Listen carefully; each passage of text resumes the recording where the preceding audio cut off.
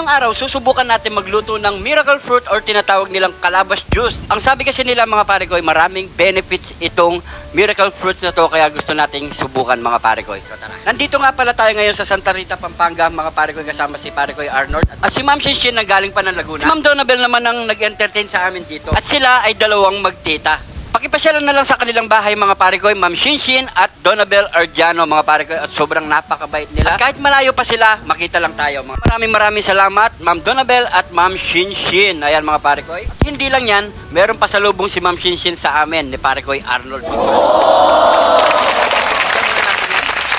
Ito na nga yung pinapangarap ko mga pare ko. Yan. Isa muna natin yan. Yung stand cam. Ayan mga pare ko, maraming salamat Ma'am Shinshin. Compare mo naman sa dati naming stand, gusto nang sumuko, kaya siguro naawa si Ma'am Shinshin. Laki siya, te. Oh, maganda siya, te. Diba? Hindi ko naman kasi nabuksan yan kasi kakalot pa kasi ang dumating, hindi ko na ginalaw. O diba, over. Sila.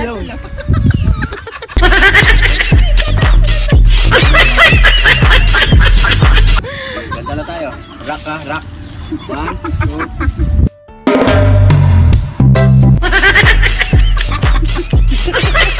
Ayan na mga parekoy, at magluto na tayo ng miracle fruit or calabas juice mga parekoy. So tara na mga parekoy, uwi na tayo ng Angeles. Doon na lang natin siya iluto kasi nga oras na nga dito 6 PM.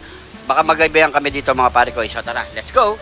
Heto na yung miracle fruit mga parekoy, at nandito na tayo sa bahay sa Angeles mga parekoy. Heto na yung susubukan natin iluto mga parekoy. Yan. Malay mo parekoy, gumantang lalaki tayo dito. Subukan natin. Kaya nga, maraming benefits eh. Meron pa kayang ganun.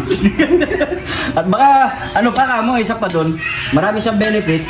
Baka tumubo pa yung mga ngipin natin. Kala mo na tutubo yung ngipin natin. Matigas din pala ito mga parekoy. So kailangan pala yung medyo may edad na yung kukunin natin para hindi daw siya masyadong mapakla. Diba? Ay, ikot mo yan. Yun. Kala ko dati may sabaw to. Wala pa lang sabaw. Ha? Kala mo lang yun. Yan. Yan siya. Yan natin. Ayun. Wow.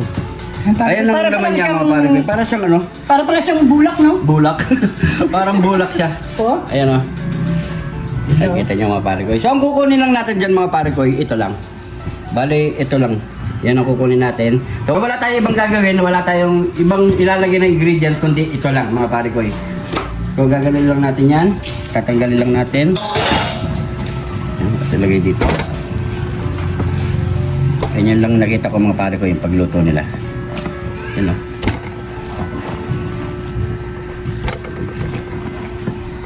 Tatanggalin muna natin yung mga parekoy dito. Yan. So yan mga parekoy, natanggal na natin lahat. So heto na lahat mga parekoy, ito na yung tinanggalingan niya. So sa daming benefits nito mga parekoy, ang dami talaga nagagawa. Pwede ba siyang? Helmet. Ito yung hindi nila inuuli ng mga LTO. Tara na, ito yung lahat ng mga parekoy. So ganito lang kalalabasan yan mga parekoy. Pakukuloy lang natin ng 1 oras mga parekoy hanggang lumabas yung sabaw niya. Yun na yun. So tara.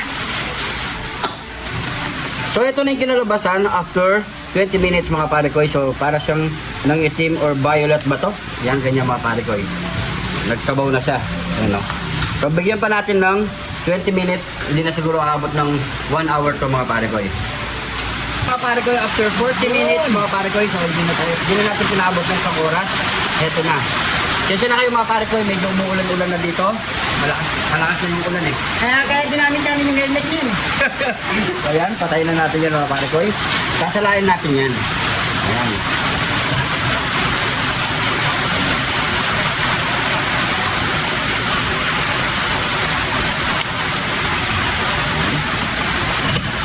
So ito mga parekoy, itong gamitan natin itong ito.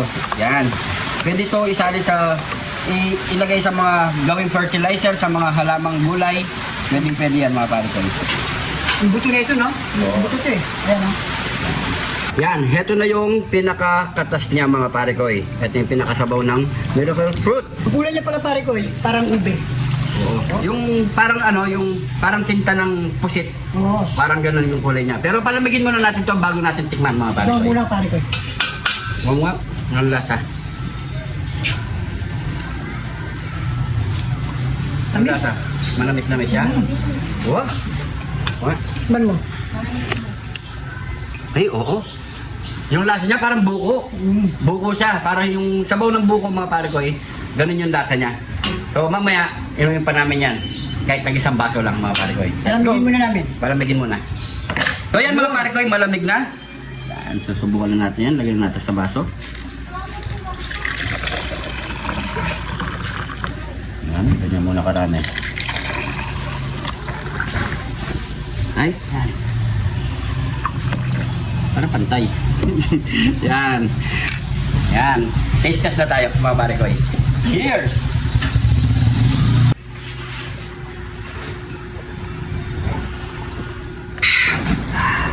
Siya pare ko. Oh.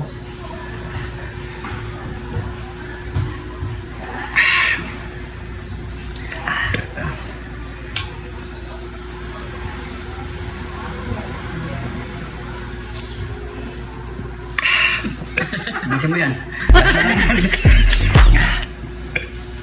Yan.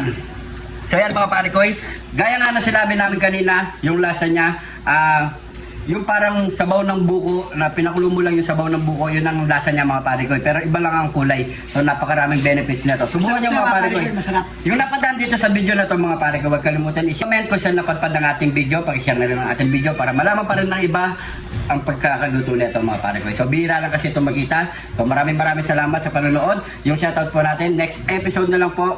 Abang-abangan nyo po mga pare ko. So maraming salamat. Ingat po kayo lagi dyan. God bless po.